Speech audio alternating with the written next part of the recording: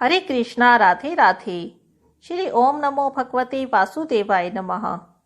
श्री कार्तिक मास महात्म 19वां अध्याय। राजा पृथु ने कहा, हे देव ऋषि, अब आप यह कहिए कि भगवान विष्णु ने वहां जाकर क्या किया तथा उस दैत्य जलंधर की पत्नी का पतिव्रत कैसे भ्रष्ट हुआ।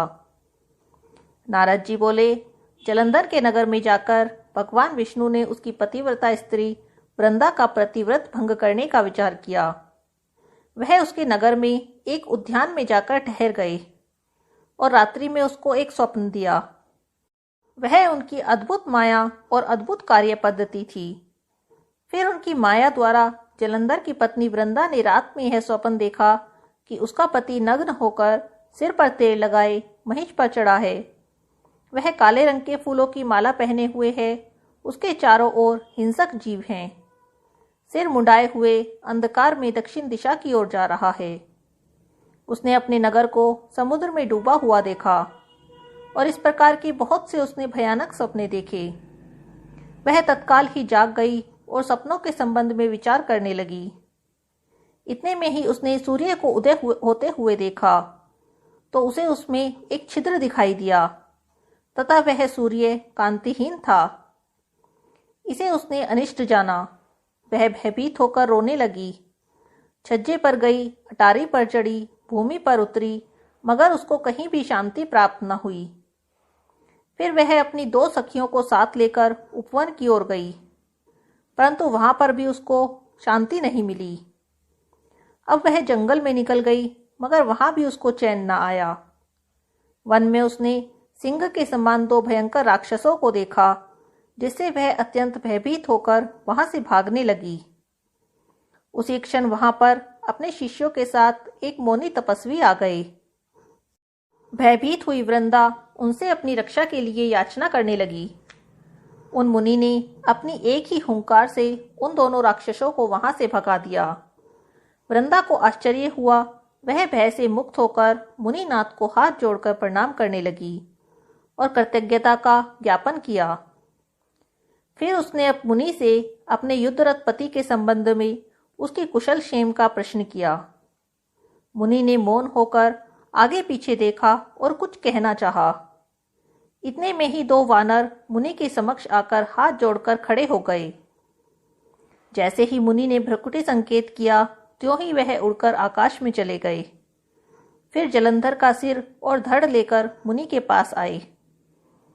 तब वृंदा अपने पति को मृत हुआ जानकर मूर्छित होकर पृथ्वी पर गिर पड़ी और अनेक प्रकार की वचन कहकर दारुण विलाप करने लगी। तत्पश्चात उसने मुनि से कहा, हे कृपानिधे, आप मेरे पति को जीवित कर दीजिए। पतिव्रता परायण दैत्य पत्नी ऐसा कहकर दुख की श्वासों को छोड़ती हुई मुनीश्वर के चरणों में गिर गई। तब मुनीश्वर ने कहा, वह शिव द्वारा युद्ध में मारा गया है, अतएव जीवित नहीं हो सकता, क्योंकि जिसे भगवान शंकर मार देते हैं वह कदापि जीवित नहीं हो सकता।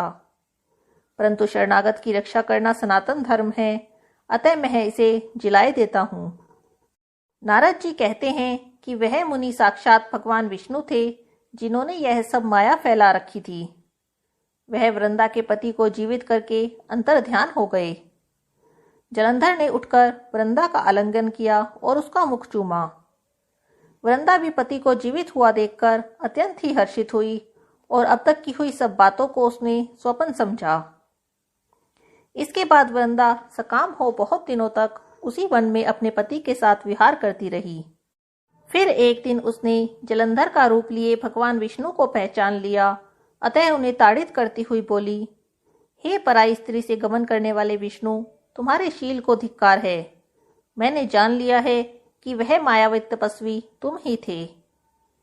हे राजन, ऐसा कहकर परम क्रुद्ध हो पतिव्रता वृंदा ने अपने तेज को प्रकट करते हुए श्राप दिया कि जो तुमने अपनी माया से 2 राक्षस मुझे दिखाए थे, वही दोनों राक्षस किसी समय तुम्हारी भी स्त्री का हरण करेंगे और उसके विरह में दुखी होकर तुम वानरों की सहायता से वन में भ्रमण करोगे।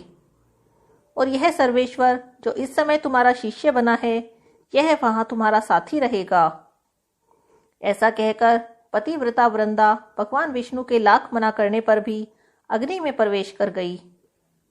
ब्रह्मा आदि सभी देवता आकाश से उसका प्रवेश देखते रहे। वृंदा के शरीर का तेज श्री पार्वती जी के शरीर में चला गया और आकाश से जय जय शब्द होने लगा। पतिव्रत धर्म के प्रभाव से वृंदा ने मुक्ति प्राप्त की।